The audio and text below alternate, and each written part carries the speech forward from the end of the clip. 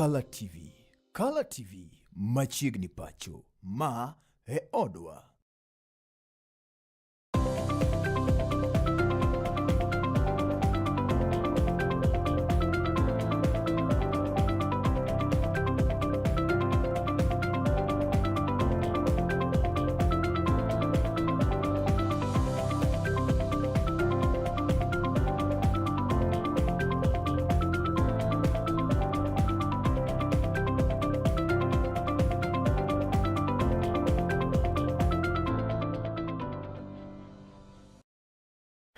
Enegeno marano odiochieng' mari obedo makare kamoro amora ma intiere janeno mar Color TV otieno ma kawuono mar chieng' tich ang'wen tarik 5 dwe mar adek higa 2020 to kod 6 machiegni e weche manyien e kidienyendi mar nyiend weche nyenga Joash Odhiambo mitula ka jaloko maru en nyadendi Bella Achieng' ka weche gieki bende inyalo luwo achiel kachiel kokalo e mbui magwa mag tudruok manindo Color TV Live e Facebook, X @Color TV kaachiel kod YouTube bende Color TV Kenya.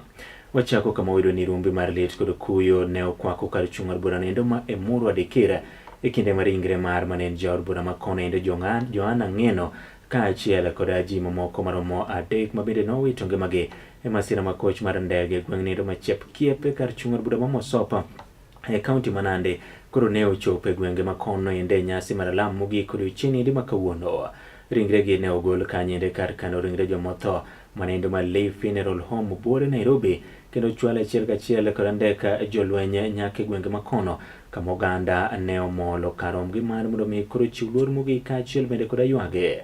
E kindeno endo jotelo mowuok e gwenge makono kama oting'o jaod bura nendo Masudi manendo ma Kapseret manendo Oscar Kipchumba Sudi e jatelo mochung' ne jotich piny owacho pacho kaendi Felix Kasgei e kind jotelo gi moko kama oting'o Soipan Toya mar lweny kata geng'a kanyakla bende koda machon jaod bura ma Nandi Hills Charles Ketera ne jokwayo mar mondo mi piny owacho tim nondo kendo yangre gi adieri gino endo ma bende ne kelo masira mar ndege machalo kamano endo kod odiochieng' ma kiny ne ike e nyasi midhi yuore koda jatend piny Kenya moluor William Samoei Ruto.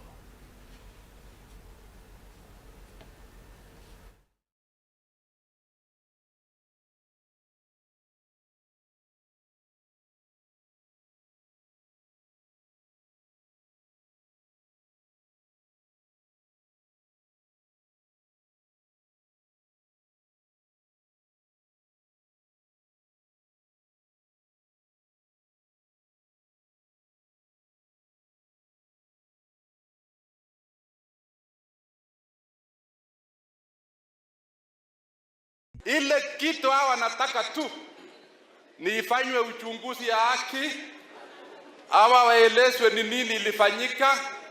Hiyo tu, hatutaki maneno nyingi. Hiyo ingine ya nje, hiyo fitina ingine hapana. Sisi tunataka kupumzisha mtu wetu. Yale maadili yote ambayo Mheshimiwa Ng'eno aliongelea, hakuna hata moja ambaye haitatimizwa. Kwa sababu ya heshima ndume mwenye anaogopa kitu kama mimi. Mimi nimetangaza nikasema nitasimama na waimbaji. Wakati Ngong na wengine hapa waliambiwa wakuje kwetu kunipiga vita, Ngong alikataa hapo kuja. Bwana Ng'eno alikuwa mtu wa bidii, mtu mjasiri, mtu yule alikuwa anapenda watu yake na alikuwa akifanyia kazi watu yake kwa Kaporo mane wechege kumaglit koda kuye ni ji maromo uchielo odiochieng' ma kawuono nowito ngimagi e masira makoch mar apaya e gweng' nendo ma Manyatta manendo mayudore e kaunti ma Taita Taveta e apaya nendo ma Mombasa kochomo Nairobi bang' bas noendo mar Chania koro ne romo wich gi wich koda lori e gwenge ma konendo. Joma notony masira onogo yango ni derep lori ne temo mar mondo mi koro kal nyamburko moro mane nitiere nyime kada overtaking ema ne oromo wich gi wich koda bas onogo mokelo tho mar ji maromo 6 ka oriwo koda ka nyithindo ka wach ma kamaendi bendo yangi koda jachiw thieth e od thieth ma Moi Teaching Referral Hospital mantiere gwenge ma konendo manindo Laktar Sale ma bendo yango ni ne giyudo ringre mag ji maromo 6 ka oriwo mar nyathi kendo jogo ma bende noyudo hinyruok dhi nyime koro yudo thieth ka okwayo mar mondo mi koro derepe one ni giluwore koda chike mag apaya kinde ma gintiere e nyamburko.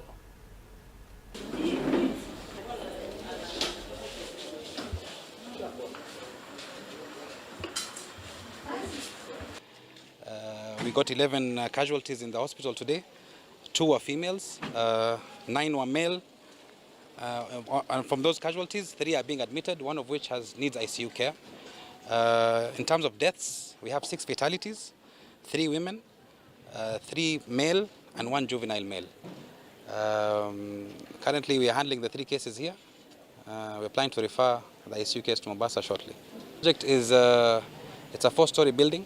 It's going to be built here in Moi, which encompasses an emergency casualty.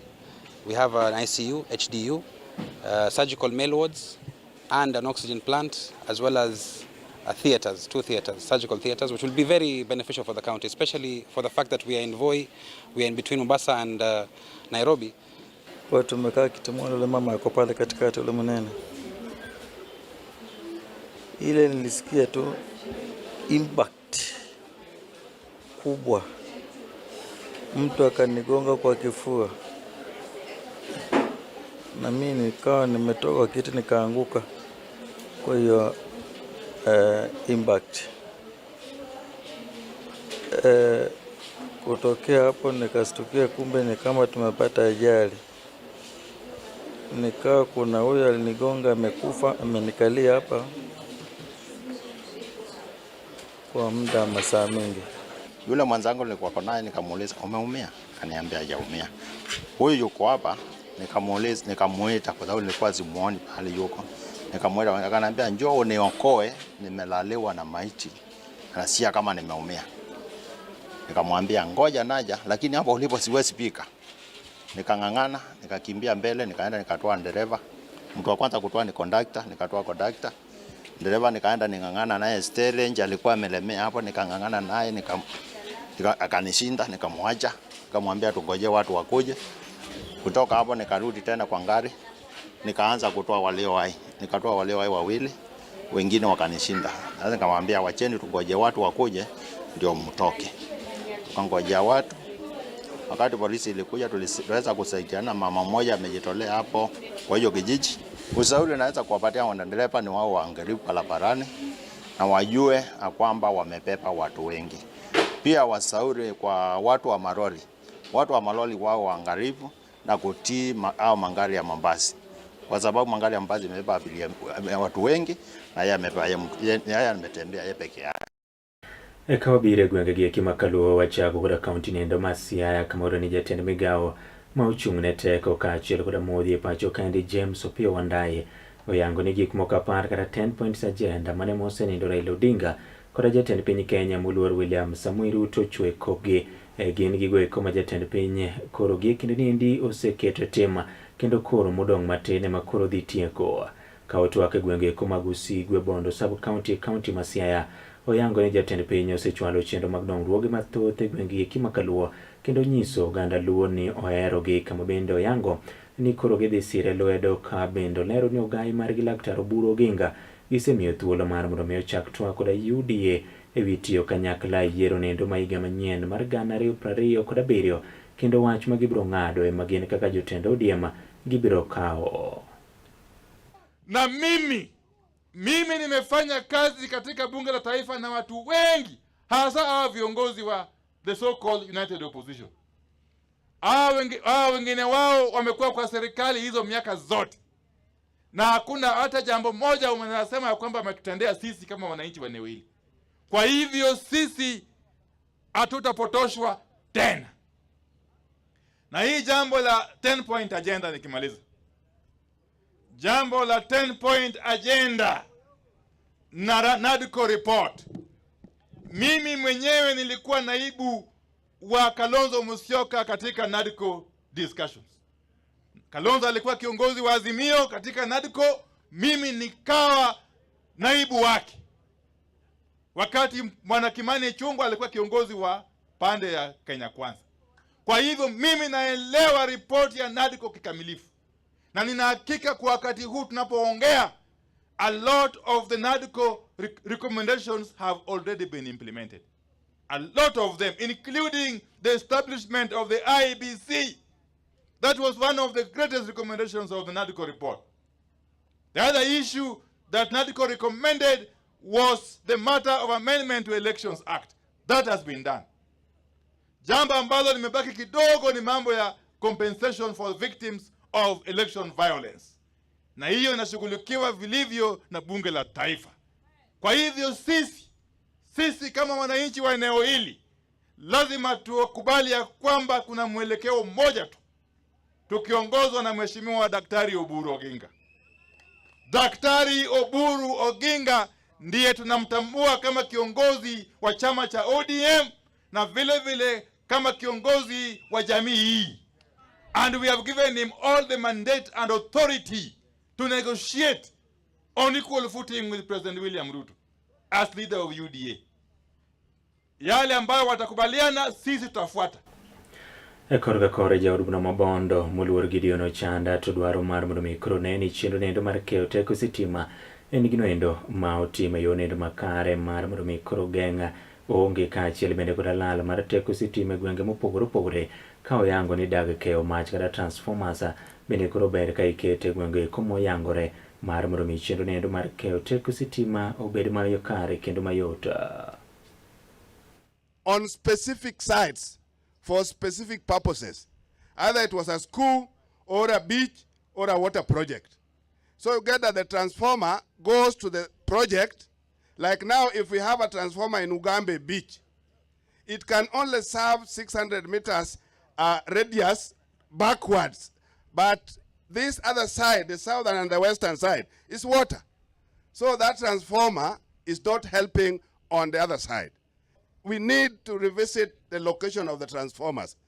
As we are looking for more resources, can we recheck where the transformers are located?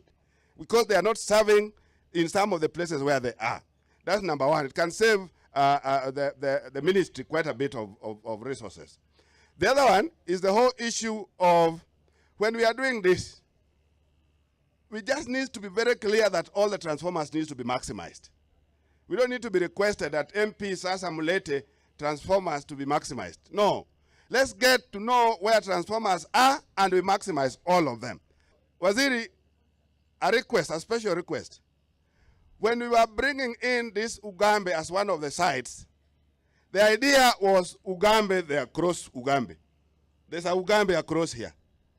So I want to do a very special request that the Ugambe Valley, the Sakwa side, please, ukitoka hapa, try as much as you can such that we get a transformer for Ugambe, the Sakwa side, Maranda side.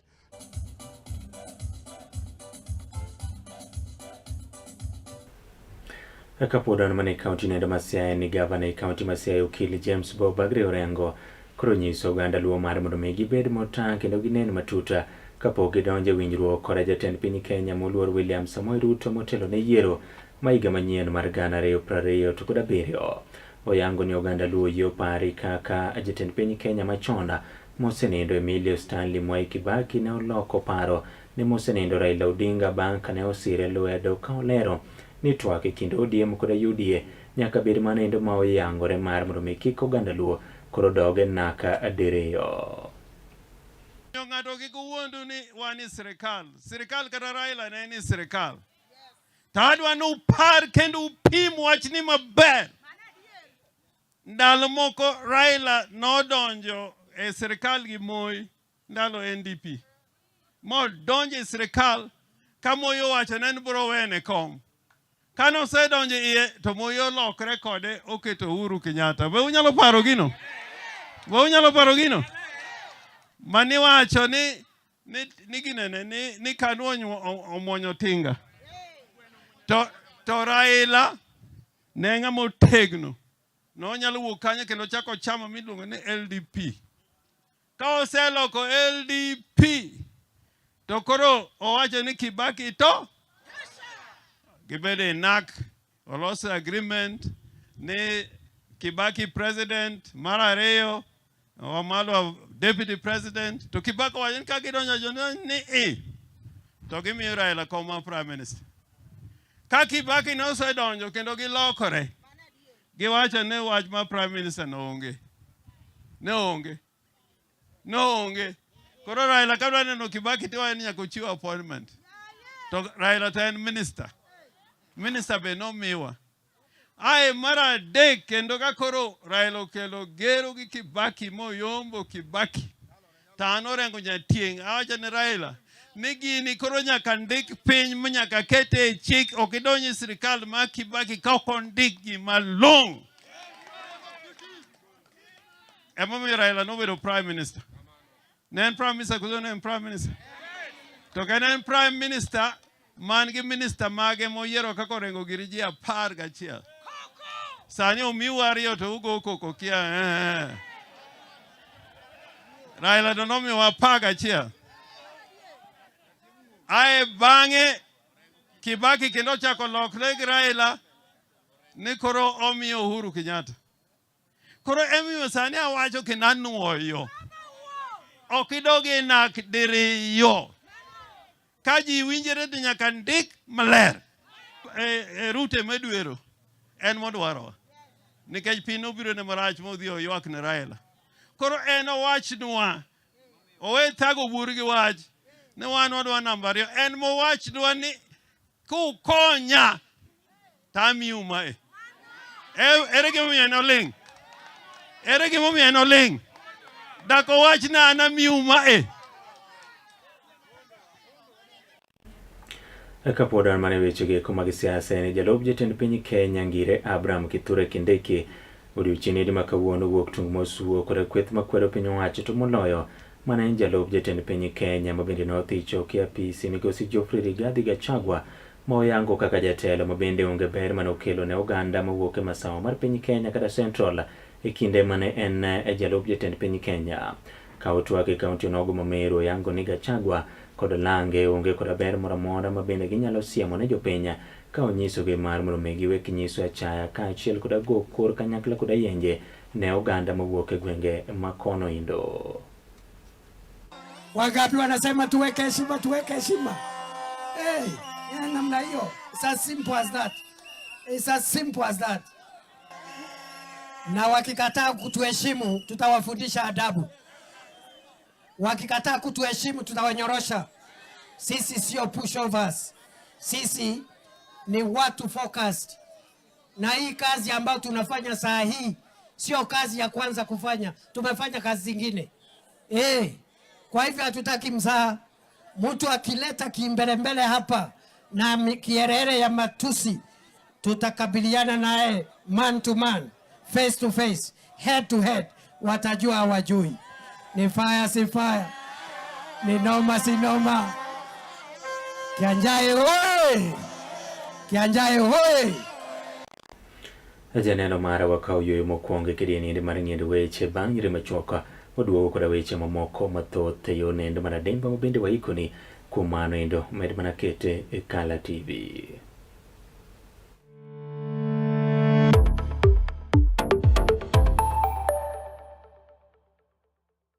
Get ready to elevate your business and any other commercials when you advertise with us. We are not just a channel. We are your gateway to the peak, for we give you the precision and desire to your commercials. Let us be your partner in success, broadcasting your message to thousands of our viewers. Contact Kala TV today and let's make the magic together.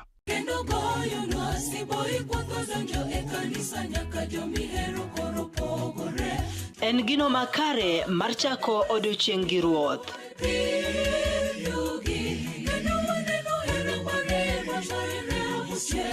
Ka igwedhori gi wendego mag pak masudi machiegni gi ruodhi.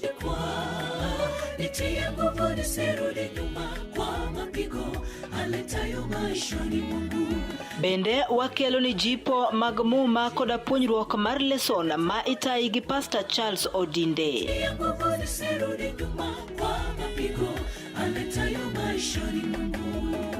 Riuri koda an Brenda Agenyo Nyasuba Nyanam e chenro mar sabato maler ngeso ka ngeso chakre sa 12 mar okinyi nyaka sa 3 okinyi to mana e wang jowi mar Kala TV nikech ma e odwa.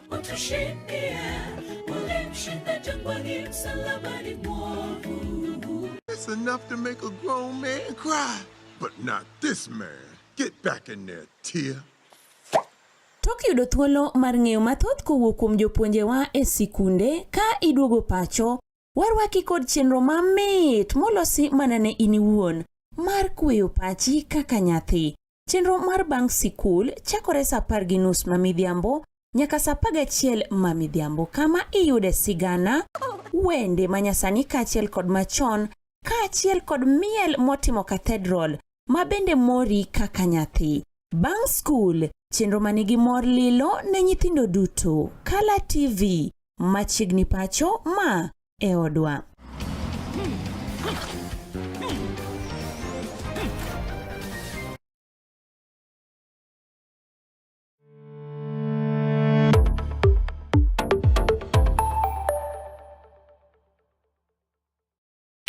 Machiegni kendo kweth makwero piny owacho mong'ere kaka United Opposition wuok tung' mosuo koda piny owacho ka gijiwo oganda jo Kenya mar mondo mi obed motang' nikech piny owacho koro dwaro duogo kambi nendo mar Adani e pacho kaendi e yora ling'ling' ka oganda ma pacho kaendi to kong'eyo.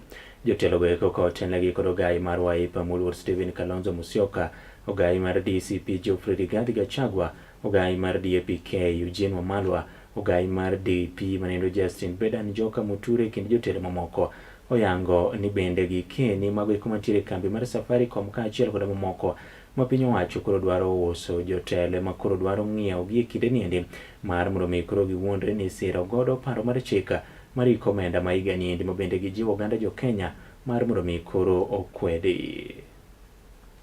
Should be called, yeah. A division should be called, and every person who stands in objection to this state capture and blatant planned theft of everything this country stands for, then the Kenyans will be able to see, yes, member for this constituency are stood with the people. But we are aware they may attempt to force. If they do, of course, the next line of action is we have courts of justice. Yeah, because the courts cannot interfere at this stage, second reading, committee stage, third reading. The moment before this thing is signed or whatever happens, we will take it up. We are not just about to give up, because if we do, we are auctioning the future of our children. I don't think this lie can end, because Bandi has learned from his master. He's the one who has given him a job. So if the president is lying, what stops other people from lying? I heard him the other day crying about corruption by a traffic policeman. He has no moral authority to talk about corruption and bribery. He has made bribery a way of life. It's the new normal in this country, where he is bribing people on the loans of State House. Already as we speak, we're in court over Safaricom, and we will be going to court on the 12th of March. So we will not just live on hope. We are responsible opposition. We are going to take on this government step by step, blow by blow, and deal with it. Jaod bura manyien e kar chung' od bura nindo ma Isiolo South manyocha ne oyiere yiero madundo juma mokalo manindo Tubi Mohamed Tubi ochamo muma yango odiochieng' nindi ma kawuono e nyasi manotelie koda spika od bura mamalo manindo Moses Masika Wetangule paro od bura nindo mamalo jatelo nogo koro ochamo muma yanga kendo kawo kar wuon mare kanyipa nyalo paro ni nyocha ne oyombo kod otike duond buch siasa mar UDA ka osingo mar luwore koda chike e tayo oganda makono. I, Tubi Mohamed Tubi, having been elected a member of the National Assembly, do swear in the name of the Almighty God that I will bear true faith and allegiance to the people and the Republic of Kenya, that I will obey, respect, uphold, preserve, protect, and defend this Constitution of the Republic of Kenya, and that I will faithfully and conscientiously discharge the duties of a member of Parliament. So help me God.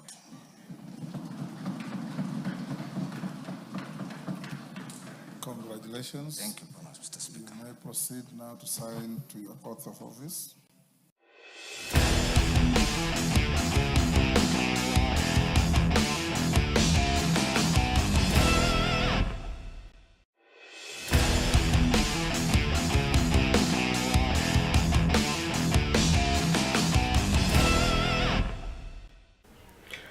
Machiegni weche tuge kama wado ni tuge eko mag sikunde mag sekondari kaunti ni ma Kisumu e tamo kuongo ne obagi odiochieng' ni ma kawuono kendo gimedo dhi nyime sikunde go mopogore opogore bomani banedo moting'o Kisumu Day, Kisumu Boys, Kasagam kaachiel kod Lions kind mamoko kama duoko bende wuok mana ka kilero kod jafombo marwa Justus Adoyo.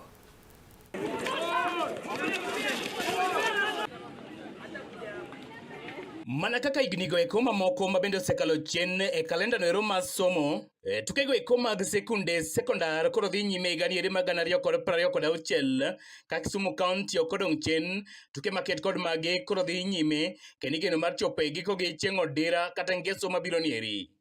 Ka bende nyithindo, nyiri kod chuo mabende wuok e skunde mopogore opogore nyagore malich miwuoro mar nyiso chia kanyakla kod were margi e tuke maket kod maendi. Mikael Kamatiku en jagoro e tuke maket kod mago Kisumu County. We started our games yesterday and so far all the preliminary matches are going on so well. We thank God. Despite the rains that we have, everything is in place. No student has been injured. Yes, we hope to finish the preliminaries tomorrow and then finish our championships on Saturday. Twak mare moyiedhi kod Kala TV, Mikael lero ni Tam 1 nieri kituke mabende gichwalo gin kaka mage. Tam 1 games include handball, basketball, rugby, heptadeka, athletics.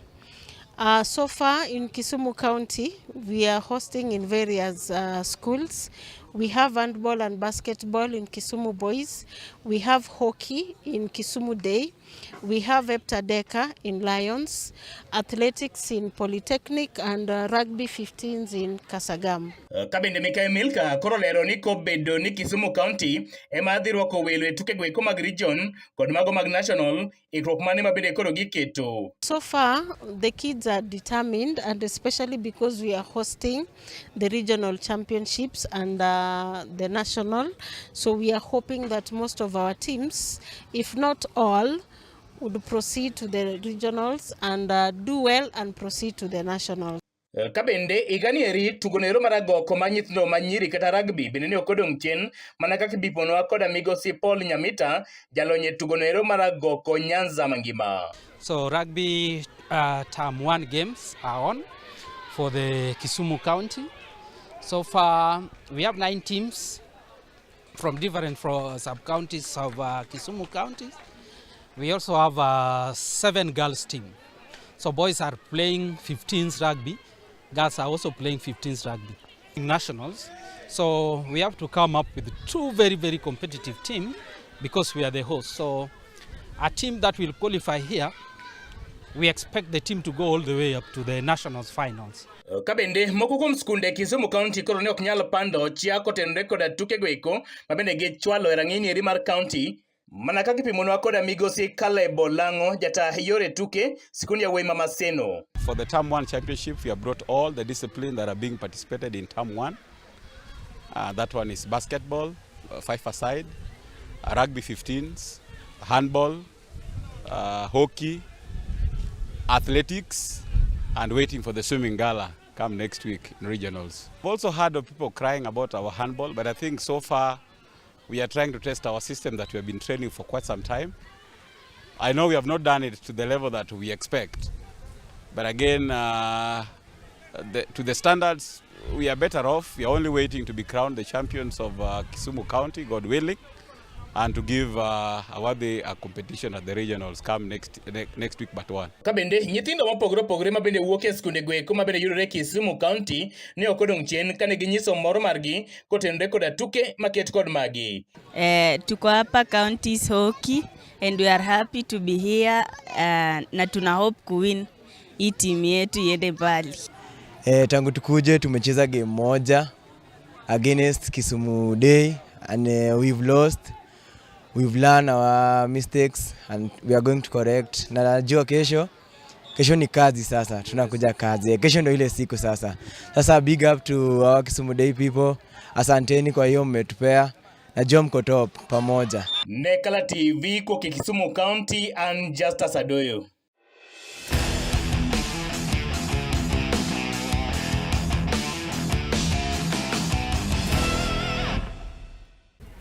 Janeno mara yien mar mromia make gi kanyo endo kidieny mar ng'iendo weche kama donjo kaendi kidieny machielo manindo mar orindi mar siasa kama odwa twak kaendi kod rawera Kevin Olika mabende geto kom nendo mar MCA Ward niendi mandi Market Milimani wadwaro ng'ane kaka rowere donjo weche gi mag siasa kaachiel kod chendo mathoth lek ma itire godo ne oganda mawuok ward niendi ma Market Milimani kind mago eko mathoth kod wuoro ka siasa e gwenge ke makaluo. Kero kamano kuom bedo kod kidieny mokwongo nyinga Joash Odhiambo mitola ka jaloko mar en nyadendi Bella Chieng warom bang' jere machuok kidieny machielo manindo mar orindi mar siasa. Med mana kete Kala TV nikech ma e odwa.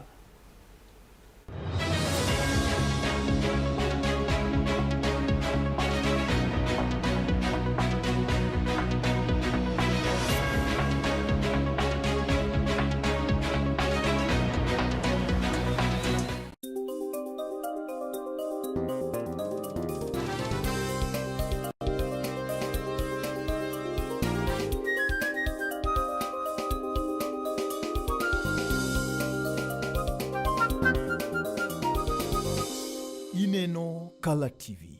Kala TV machiegni pacho. Ma e odwa.